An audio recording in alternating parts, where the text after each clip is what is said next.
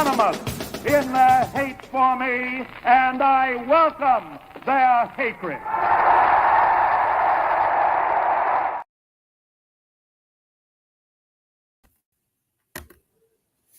What is up, everybody? This is Hater Radio. My name is Chris McLean. I'm with my co-host Ian Gibson. How are you, Ian? I'm doing good. Pretty wild Saturday we just went through. Yeah, dude, it was unreal. I'm here in Alabama. I'm staying with my sister's family in Mobile area, and drove up to Tuscaloosa yesterday, and then I drove back after the game, and just a crazy game that we'll get into, but it just honestly, I'm very happy with how things went because I wasn't expecting a win, but they played very well, and it was a 1-point game, 5-point game into the fourth quarter, so you really honestly couldn't ask for more. So let's jump into the first couple of games. So what we do, this is the recap show or the review show. So we'll recap all the games from yesterday. Today is Sunday, obviously. So this show airs at 8 p.m. Eastern and 5 p.m. Pacific, live on YouTube, Facebook, Twitter, X, and Instagram. You can catch us on those socials at Hater_radio for all of them except for Facebook, which Facebook is Hater Radio CFB, and for YouTube is at Hater Radio, and also TikTok is the same as at Hater_radio. So follow us there, haterradio.com for all of our articles. Let's get into it though. A lot of big games. The first game we had on I believe Thursday or Friday, I can't remember, was BYU SMU. A very interesting game as SMU struggled again, like they struggled the first week against Nevada. So they don't look as strong as everyone thought they were going to be. They thought they were going to be a contender for the ACC. They still might because the BYU game is technically a non-conference game. So they have a lot to play for, but it doesn't look really good. Their run game was strong. I didn't like the fact that they struggled in the red zone.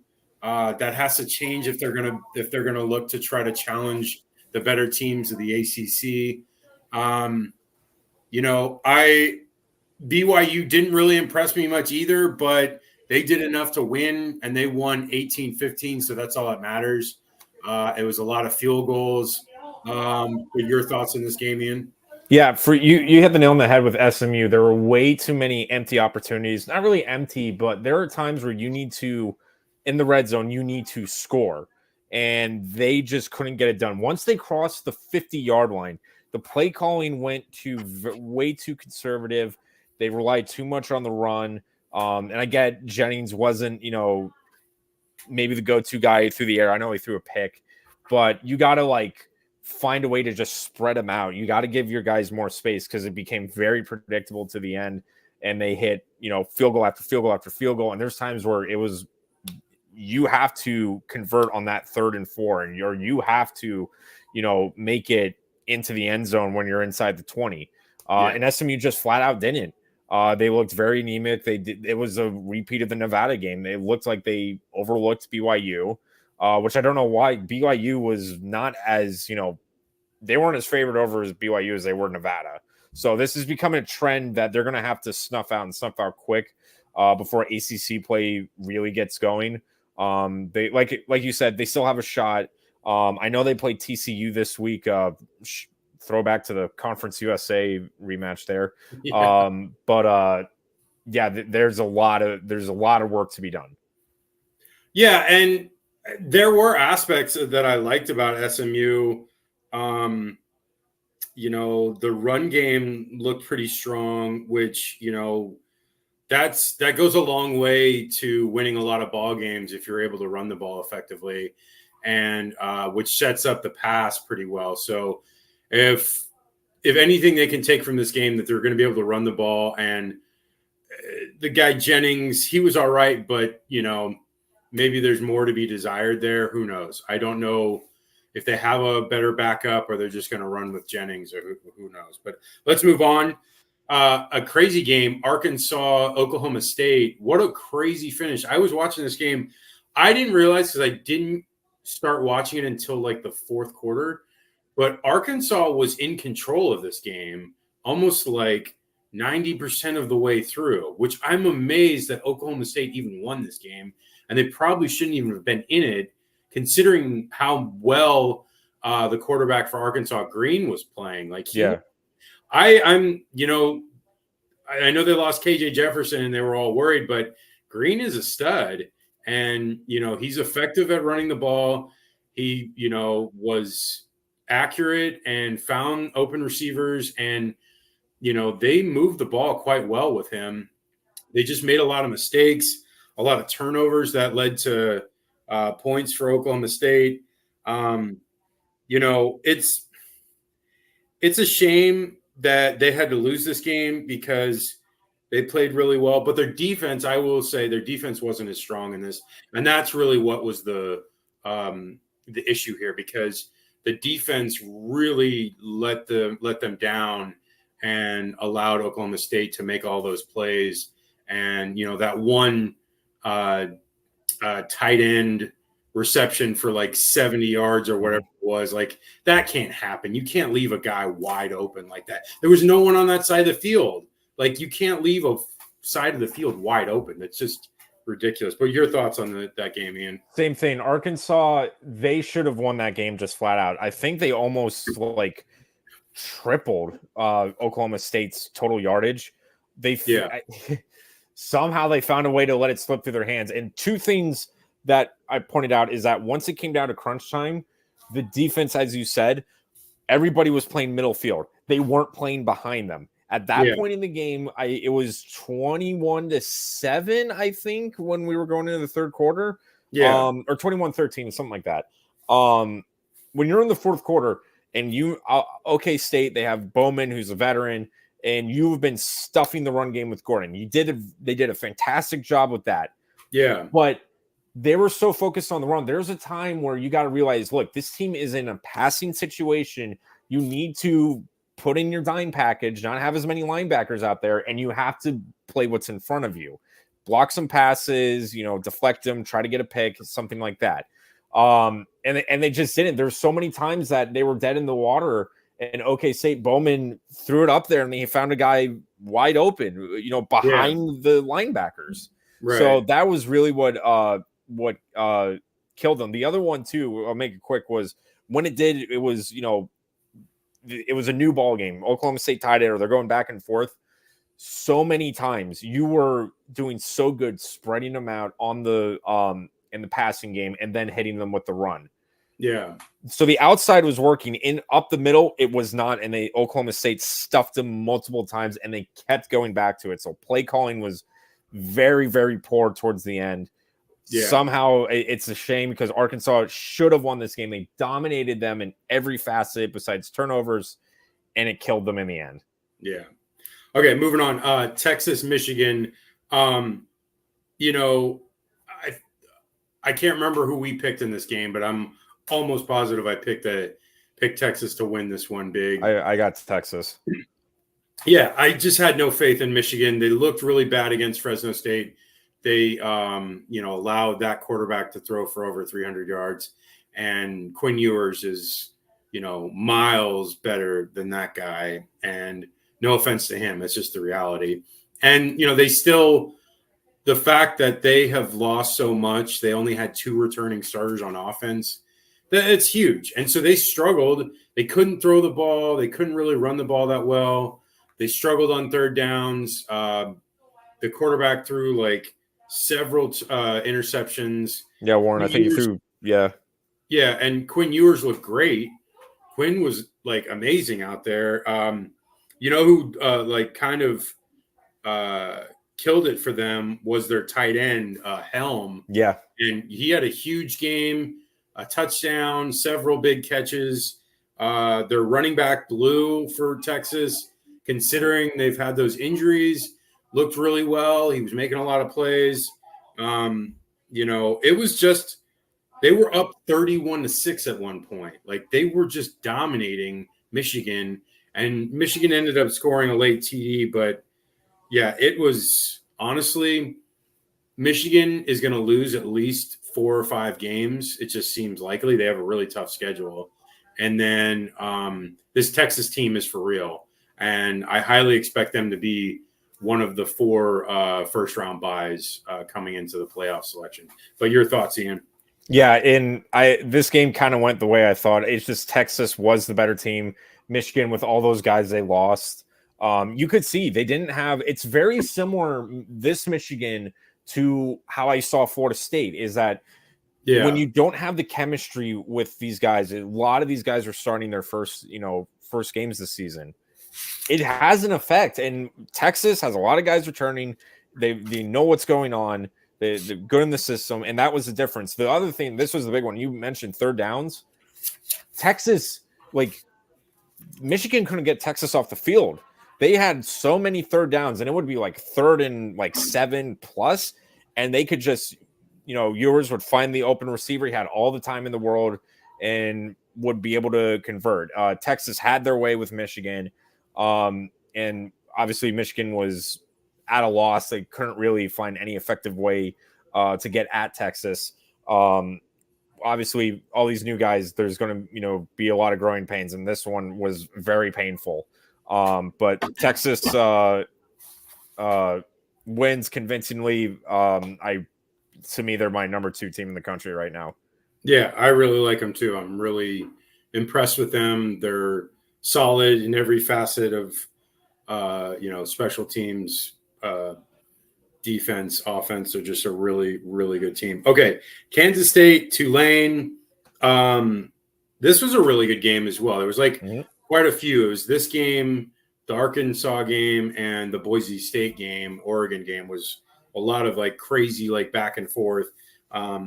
So Tulane had a great day by their quarterback Mensah. He threw a ton of yards, had a ton of great passes, just all over the place, just throwing dimes. But then, Johnson for Kansas State kept them in it. There was a fumble for a score. Yep. That they went up 34-27, and that was it. And then they got picked in the end zone at the end. Mensah did. And so that was it. So close game. It was back and forth. I thought Tulane was going to win. They seemed like they had their opportunities. They just couldn't, put it together. But, credit to Tulane. They're an AAC team and then took on, a Power 4 team and looked really good. They easily could have won the game, and they probably should have. Realistic. What are your thoughts? Yeah, and with that, the turning point was because these teams were very even blow for blow with each other. The turning point was that fumble. And it's a shame, but for Mensah there, you got to just find a way to eat the ball there because he was trying to throw it, and then by the time he tried to reel it back, K-State knocked it out. That's the time I get the situation, but you just got to eat that sack and then try again. The other thing I do want to mention is I would be a disservice for the Tulane fans was they did tie it. They got that touchdown, but they called a very interesting offensive pass interference on that one. So I thought that was a game worthy of going to OT. If I'm the ref, I hold my whistle there, especially at that moment. But this was a game where it's a shame somebody had to lose. But the difference was turnovers. That one fumble was for the fumble for a touchdown was the killing blow for Tulane, and the Wildcats, just made more plays. They got, hung with them. They didn't, they could have easily, been in panic mode, but they stayed in their system and they found the way to win out in the end. Okay, so Auburn. Cal came to the Plains in Alabama and beats Auburn 21-14. Cal was in control of this game the entire time. I never felt like Auburn was in this game at all. I'm not the biggest Peyton Thorne fan. He's kind of whatever. So I think they're limited because of his limitations. So the extent of where Auburn will go after this, I'm not really sure. You know, I don't know. Cal's not a terrible team. Their offense is decent. They've put up points against pretty good teams the last 2 years, so I'm not surprised that they were able to get this win. I think Auburn fans were expecting to get a win, but hey, better luck next year. Well, what are your thoughts, and then we'll move on. Yeah, the real thing was, you want to know how this game ended, was two stats. Time of possession for Cal was 35 minutes compared to 24 as Auburn, and 5 turnovers by Auburn compared to Cal's 0. You're not going to win games that way. And here's why I honestly think Auburn was, on paper, the better team, but they didn't play like it. Yeah. So that's what killed them, is that they kept, measly just calling these plays and forcing they try to force the big play instead of just letting it happen. And again, that's not how you're going to win football games. Right. Yeah. Okay. Moving on. Iowa State, Iowa. Iowa was in control of this game for long periods of time. Rocco Becht for Iowa State struggled, was inaccurate for most of the game. And then he started turning it on. And it was like, I don't know what it was. He just started hitting everyone and was in rhythm and was just making good passes. And I saw a stat at one point that Cade McNamara had 9 yards in the second half of that game. I don't know what he ended up with in the second half, but it was near the end of the fourth quarter. And it was 9 yards passing. I'm like, that is insanity, but that is totally on brand for Iowa football. So I don't doubt their offense is always going to struggle, but they don't like to throw it that much. But back and forth, Iowa State comes back. They were down by 2. They get the ball. They're driving. They get in position, and they kick the field goal, and then they get a late pick, and that's the game over. So Iowa State gets the win. And I think I had picked Iowa State because I've always been more of a fan of Matt Campbell than Kirk Ferentz. And, who knows what happens with Iowa State in the Big 12. They could do something. They have a good chance because it's kind of wide open right now for the Big 12. But Big 10 wise, I don't think Iowa has a shot in the dark to be able to contend against Ohio State or USC or Oregon or any of them. They just don't have a chance. And even Nebraska, and we'll talk about that, Nebraska looks really good. And so I don't know. Your thoughts before we move on. Yeah, the one thing was Iowa's resilience with the run game really doomed them in the end because they just could not get any passing lanes open. I think McNamara threw for 2 interceptions. And with that run game, they weren't able to get as many big plays because they were kind of milking the clock at that point. And defensively, they didn't do well against the vertical game. That touchdown they gave up was a wide open seam pass. So Iowa State, they found a way to just, get through that Iowa defense. They adjusted fantastically. And they were able to kick that, game-winning field goal. And man, that was 50 plus yards. That's an insane kick on the road to hit. Yeah. Oh yeah. Okay. Baylor, Utah. Cam Rising's in the game early and they're doing well. They're up 23-0, and then he gets hurt. So I don't know. I didn't hear details about what the injury was or what the extent of how long he'll be out. I know it was his hand. It was his hand? Yeah. It was a finger, I don't know. Hand? They just said I heard hand. I don't know what the I don't think it was too serious, but I think it was enough where they weren't going to risk it. They were in control of that game. Baylor never had a shot. They ended up making some plays later on in the game and scoring a bit, but it was never in doubt. Up 23-0 against that defense is up 50-0 basically against a normal team. You got any thoughts on this before we move on? Same thing. Just you could kind of tell that the play calling did change once Rising was in, but when you're up 23-0 at that point, there's no need unless it's dire situation to really get adventurous with the playbook. Yeah, and they had quite a few missed field goals, so it could have been an even bigger score. But those missed field goals, and then they did get a blocked field goal return for a touchdown was kind of cool. Okay, so your kind of game, Texas State, UTSA. I want to give your thoughts on it, and then we'll move on. Yeah, with this one, it definitely didn't go the way I thought it would. I did pick the Roadrunners in this one, and man, did UTSA or Texas State. They showed up, man.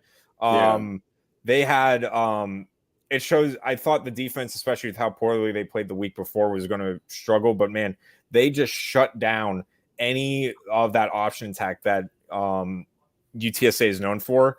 I know they had over 300 yards, but they were able to force 2 turnovers, and Texas State had over 500. And Jordan McLeod had over 300 yards passing, and it was just all Texas State. They could run at ease, passing lanes were open. It was, a Bobcat kind of day. Former USF quarterback. Yeah, I know. I saw that. I was like, oh yeah, Jordan McLeod. He played like 2 games for us, but I definitely know that name. Oh yeah, he definitely found a good home here at Texas State. But yeah, that offense, there was nothing stopping them. Okay, so moving on to like our focus of the day, which was the USF Alabama game. I was there, obviously. Ian watched the whole thing on TV, so I want to hear your thoughts, and then I'll jump into what I was thinking about it. I was seriously getting deja vu from the year before, and it wasn't just the score; it was how both teams were playing. This was it got ugly, and it got ugly quick. It wasn't, and I'll say this: the real thing that killed USF at any chance of an upset, there were so many penalties on them. And they have to, and there were a lot of penalties against Bethune-Cookman when I was at that game. That is something that is going to have to be addressed very quickly for them going forward in the season. I will give them credit, though. I know Golish doesn't believe in moral victories, but they hung with them. This score, if anybody sees it, does not tell the story.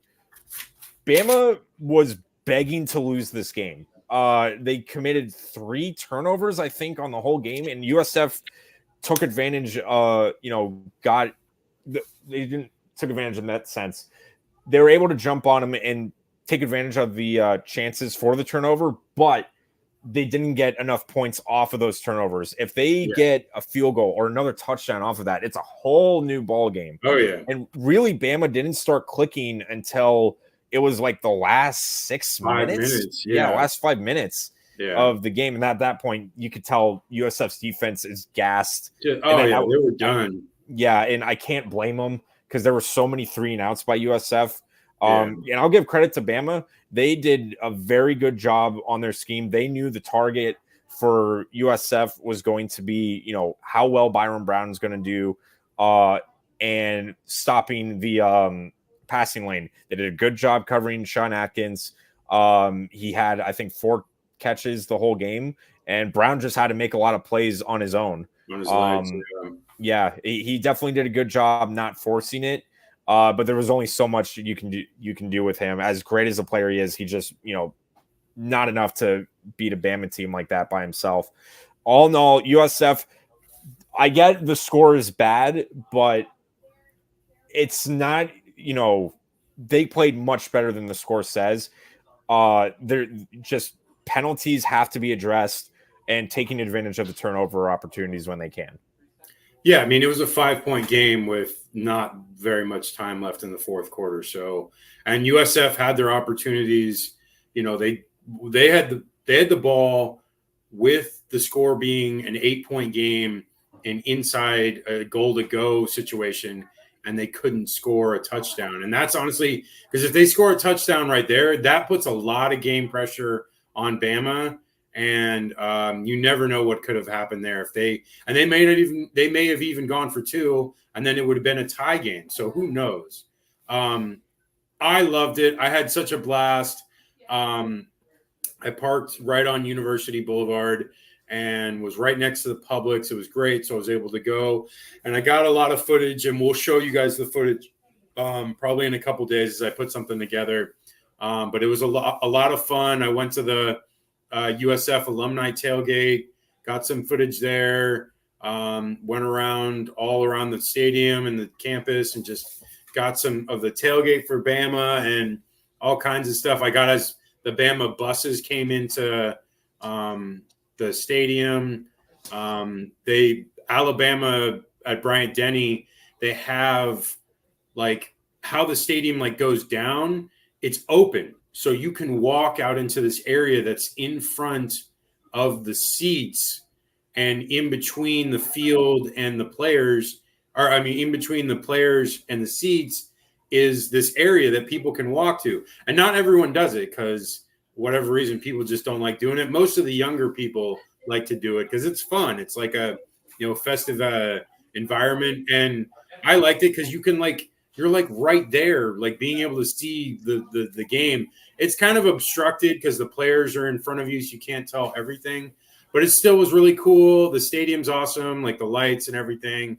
And, their video screens are cool. And they just had a lot of cool stuff going on. And most of the fans were great. I had a blast. And, if those people I talked to during it, I hope they see the show. And I just want to say thank you for being, so hospitable. And, I would say like 95% of the people I met were like just amazing people. So it was a lot of fun. But to the game, I thought Byram struggled. That could honestly be because of Bama's defense being so strong. So I don't know if you need to look too much into it because at I think it was 10 or 8 minutes left of the fourth quarter, the stats were exactly the same for both USF and Bama. So it's not like this game was that far off. It was very tooth and nail, and the defense played phenomenally. They were tackling so well. They had so many tackles for losses, so many sacks. They had Milroe bottled up for almost the entire game. It wasn't really until late that they really started to take off. And like you said, the depth was an issue for USF, so they weren't able to actually make the stops they needed to. They were just gassed. The starters are great, but the guys after them are not as good. And that's just what it is when you're in a smaller school. You're not going to be like a Bama level depth where you have wave after wave of player that is a 5-star, 4-star stud. But tremendous game. USF has a lot to play for. They have the AAC firmly in their sights. They can contend with Memphis, with Tulane, and whoever else rises up in the AAC. I fully believe that they can go on a nice run here. And this is not the end. This is not even a terrible loss. I know he doesn't want moral victories, and I'm not trying to give it to him, but they also realize that they can work harder and be even better. And that's what's amazing, because it's like they didn't play great, and they still had them in their place very close to tying it or maybe even going ahead if they got to stop when it was a 5-point game. Okay. Great game, and I'm excited for the future of USF because that was tremendous. Okay, let's move on. Sanford, Florida. DJ Lagway, I know I said it the other day. If Billy wants to survive, he's got to start DJ. And I don't know what's going to happen after this, but DJ throws for, 20 yards short of the quarterback record for Florida. And that is amazing considering that there's 3 Heisman winners, 2 Heisman finalists that have been there, and he almost broke that record in his first start, which is amazing. Dude, he had throws that were 60-yard, 50-yard bombs that were just on the money, perfect. Every receiver was in the game. Mizell, Tank, DK, Badger, Trey had some big plays. They were all involved. It was fun to watch. I watched the highlights. I didn't see it as it goes. I didn't get the real feel of how the game was going.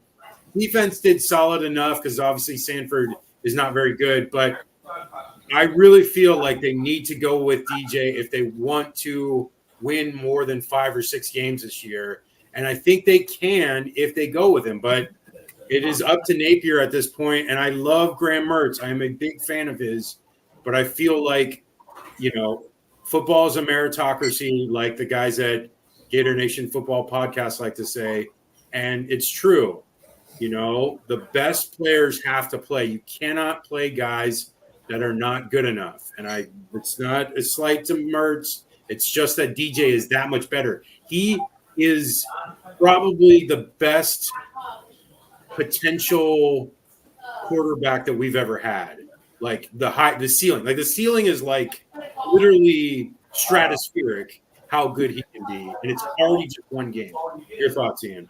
Yeah, I saw the same thing. It was the Lagway show. One thing I want to add, please, for the love of God, stop wearing these uniforms. I don't like orange, blue, orange. I know I'm the uniform geek, but every time I see it, I'm like, oh, we don't look good with that. Anyways, we're not Syracuse. So funny. Yeah. Anyways, DJ led up I was beyond impressed with DJ. I expected them to, at least with DJ, play it safe, and he did. He didn't force any ball. He knew exactly when and where to throw the ball, and that is kind of scary because he was throwing bombs. He has, and I did pump the brakes because it is Sanford. The defense is not as strong, but those passes were not easy passes, and he did it no problem. Oh, yeah. And I agree. It's going to be, if Florida wants to win and Napier wants to keep his job, I'm sorry, it's got to be Lagway starting. Yeah. I'm with you. Mertz has done more than we can ask for him as a transfer. He came in, did fantastic. But if Florida was not in the pressure cooker it is now, I would be more okay with it. Right. But it's not going to, it's just, you have to start DJ.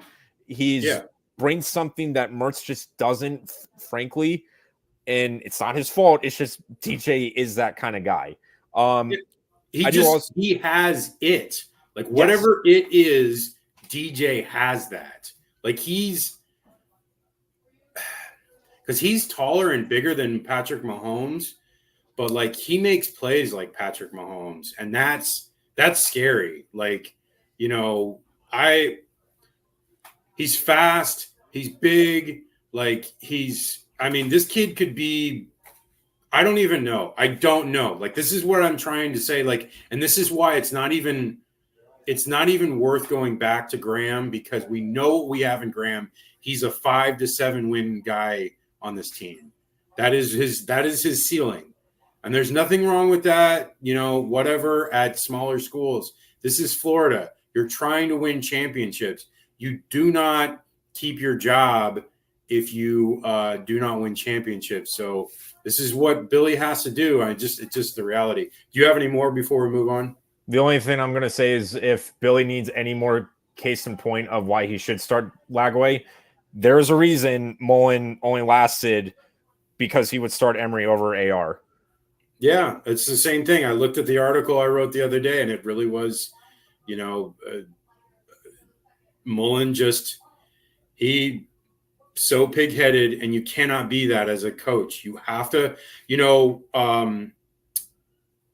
I will say Dabo made the biggest call when he put in Trevor Lawrence, and it paid off. He won a championship and got to a second, championship game. So, like, clearly he made the right move. It's a tough call because you're going to bat for these guys for a long time, and then it's like, then all of a sudden you have to be like, oh, by the way, I don't want to have you as the quarterback anymore. And it kind of is soul crushing. But in the reality now of what college football has become, it is basically professionals. So they need to treat this like a professional, business or whatever. And that it's not personal. It's just the matter of fact business decision. Okay. NC State, Tennessee. I am amazed that Tennessee blew them out. I know their offense is good, but I was not expecting them to just completely destroy NC State. NC State had nothing on offense really for the most part. Tennessee looked really good moving the ball. Nico looks really good. What looks good for him is he does those like RPOs and like he does like the run play and then he'll like fake it. And it's not even a deep pass. He'll do something short to either a tight end or a running back or a wide receiver in the flat. And it's like wide open every time. And it works so well. And like, they're definitely like biting on his running. And he did have a nice 30-yard run for a touchdown at one point in the game. So he can run the ball. And I know people are going to be geared on that, but when you're able to do that little RPO, and then you just dump it off and you get it like consistently getting first downs, that's huge, because you're like basically like guaranteeing yourself to move down the field. And they looked really good. I don't know if they're, up there with Texas and Georgia right now, but they're probably up there with like Alabama and Ole Miss and Missouri. I would say that's like the next tier. I think they're like in the second tier of SEC teams. What are your thoughts, Ian? Yeah, I thought NC State would, maybe hang in there, but Tennessee just was way better, just too good. And again, this is another thing where I still think NC State is good in the ACC, but this is where the ACC and SEC gap, it shows. Like we saw with Clemson and Georgia, night and day. And in this one, NC State and Tennessee, when you look at where they're positioned in the conference, are very similar. But holy cow, it's not even close. Like talent-wise, who's the better team? Tennessee made a statement win. Nico had a good game. Like you said, the RPO was very effective. NC State bit way too much, but Tennessee, I will say, they are really impressing me with how they've started the year. I want to see when we get to the Oklahoma game in 2 weeks, and from there how well they're going to play. But they are they will be very dangerous, it looks like. Yeah, and speaking of, let's do a couple of them real quick, because I didn't get a chance to do the recaps of them because I'm on the road. So, but Oklahoma beats Houston 16-12. Not impressive, but Houston is a Big 12 team, so it's not like, it's not that terrible, but it's still not good. App State gets blown out by Clemson 66-20, so Clemson gets back on the winning side. Illinois beats Kansas. I was surprised with this. Jalen Daniels was abysmal. 3 interceptions, 18-32, 141 yards, 2 TDs. Just not a good look for them. But it's a non-conference loss, so it's not the end of the world, but still not good. You have any thoughts on those three? Yeah, at least with I want to mention with it's funny because I expected App State to – most of the games I expected the teams to play better. And, man, Clemson came out angry, especially Klubnik, and he had a really good game. With the Oklahoma game, that one was a very poor performance, and they are so lucky their defense showed up. And they got that safety, which prevented the possibility of a field goal winning the game for Houston. It was, not the best look. But I will say with same thing with Kansas, way too many turnovers, trying to force the big play again, and Illinois made them pay for it. Colorado, Nebraska. Nebraska goes up 28-0, coasting. They probably could have made it worse, but didn't really shove it down their throats. Colorado scores 10 points late. They missed a couple of field goals. One of them got blocked. There was a pick six by Shedeur Sanders that was in his own end zone. That was really ugly. He was sacked a bunch. I don't know. Just they finally played a real team. I know they played an FCS team the week before, and people were hyping them up again, and reality sets in. And here's the reality. Nebraska is a good team. Matt Rule is a good coach. And, nothing against Dion, but Dion is running this program, and it's it's his son running the team, and they play favorites to him. And I know coaches do that, but it's kind of over the top. And I don't know. It's just, I'm not the biggest fan of the media hype. The team, they're good offensively, offensive line struggles, and then the defense is not very good. And, Raiola for Nebraska is solid. This kid is going to be very good. Speaking of Mahomes, he copies everything that Mahomes does. So, we'll see what his career ends up being, but it looks really good so far. I mean, he's a freshman and is already killing it. And like I said, they have a real shot to go 7-0 into the Ohio State game. And then, like, at that point, they have a real shot at getting like 10-2 and maybe even getting into the playoff, which who would have thought Nebraska would be in the playoff? But this is what an expanded playoff does for everybody. It gives more opportunities for teams that are not as good, but still on the verge. Okay, your thoughts, and we'll move on. Yeah, this just reinforces what I said. This is a team that only has Sanders and Hunter. And nothing else. They can't win games. Like I said last week from North Dakota State, you can win a game like that, but when you play a team like Nebraska, who keyed on double teaming Hunter and keeping Sanders in the pocket where he couldn't move, this is what happens. I know Sanders, he made the famous quote of, how many times did Raiola get touched?